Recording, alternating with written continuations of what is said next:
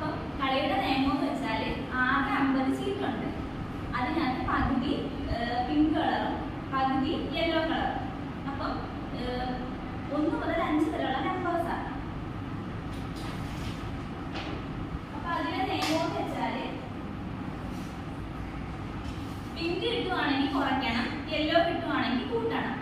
അപ്പം രണ്ടുപേരും ആദ്യം 2 യെല്ലോ 5 എടുത്തിട്ട് കളി തുടങ്ങുവാ. എന്നിട്ട് ബാക്കിയുള്ളത് ഷഫിൾ ചെയ്ത് വെച്ചിട്ട് എടുത്ത്. അപ്പൊ ആ രീതി ഞാൻ വെച്ചുകൊണ്ട് വന്നിട്ടുണ്ട്. അപ്പം അവരുടെ പോയിന്റ് നിലയൊക്കെ എഴുതാം.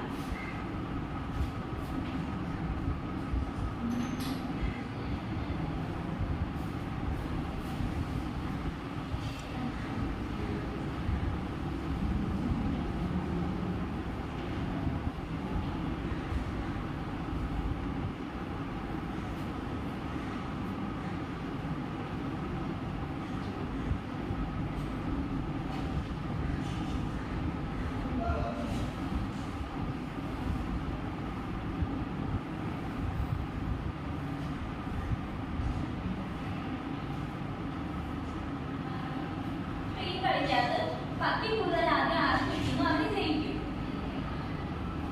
അപ്പൊ ആദ്യം 5 കിട്ടിയത് അല്ല, ആദ്യം 2 5 എടുത്തോണ്ടാ കളി തുടങ്ങി. ബാക്കി ഷഫിൾ ചെയ്തിട്ട്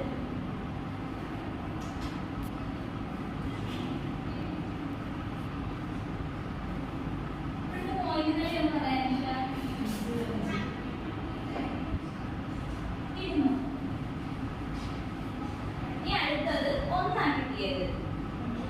പിന്നെ അടുത്ത ആളിന് 4.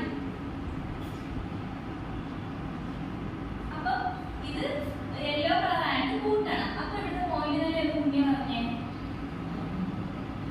1 കിട്ടിയത്.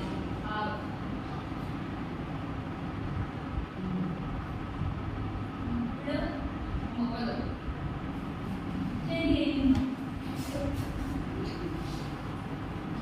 അടുത്തത് 4 കിട്ടിയത്. പക്ഷേ അത് പിങ്ക് കളറാണ്. അപ്പൊ എന്ത് ചെയ്യണം? കുറയ്ക്കണം.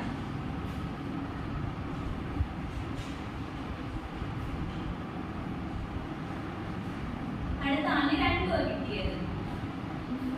അപ്പൊ എത്ര തീർത്ത് പറഞ്ഞു?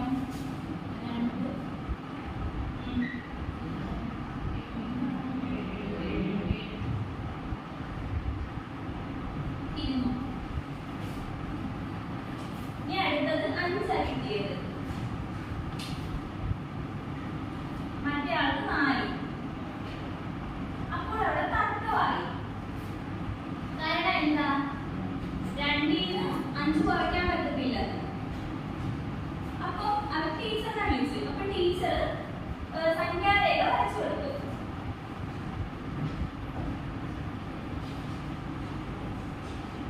അപ്പൊ സംഖ്യാരേഖ എന്ന് പറയുന്നത് ഒരു നേർരേഖയിൽ തുല്യ അകലത്തിൽ നമ്പേഴ്സ് അടയാളപ്പെടുത്തിയിരിക്കുന്നത്. ഇവിടെ 0 1 2 3 അങ്ങനെ പോകും. അപ്പൊ നമ്മൾ 8ാം ക്ലാസ്സിൽ എന്താ പോസിറ്റീവ് നമ്പേഴ്സ് അതിസംഖ്യകളെ പഠിച്ചിട്ടുള്ളത്. ഈ 0യുടെ ബാക്കിലോട്ടുള്ളത് പഠിച്ചിട്ടില്ല. അതായത് ഇവിടെ 2 എത്ര കുറയ്ക്കേണ്ടത്? 5 കുറയ്ക്കണം. 2 നമുക്ക് 5 കുറയ്ക്കാൻ പറ്റത്തില്ല. അപ്പൊ എന്തോ ചെയ്യണം?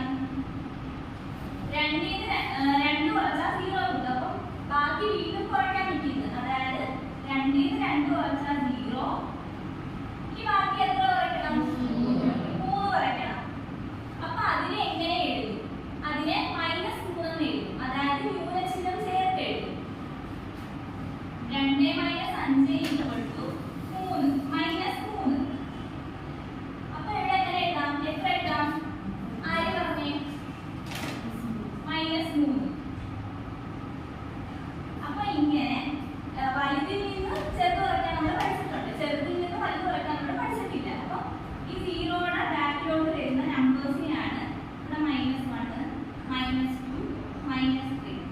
അപ്പൊ ഇടതുവശത്തോട്ട് പോകുന്ന സംഖ്യകളെയാണ് ന്യൂനസംഖ്യകൾ എന്ന് പറയുന്നത്. അതായത് നമ്മൾ ഈ പോസിറ്റീവ് നമ്പേഴ്സ് എഴുതത്തില്ലേ, സാധാരണ നമ്മൾ പ്ലസ് എഴുതത്തില്ല. അപ്പൊ നമ്പേഴ്സ് എഴുതിയിട്ട് ന്യൂനസിനെ കൊടുത്ത് എഴുതുന്നതിനെയാണ് ന്യൂനസംഖ്യകൾ എന്ന് പറയുന്നത്.